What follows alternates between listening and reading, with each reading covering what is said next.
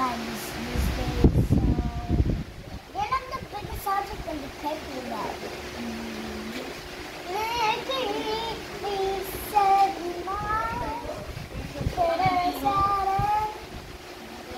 There's nothing to the long strong. Mercury said. Ano? Dili mas big ang sun. Ano man? Nay other things nga mas big than sun. Awa. What? Oh, nay biggest things. Ang mas big layo kayo sa Earth. Look. Si Mama series, Dwarf Planet. Ano wala na yung bright spots? Di ba na yung bright spots? No? Ano ang series mo ang moon? Pluto! Mathematical, Palmeiras, Pluto. Europa, moon of Jupiter.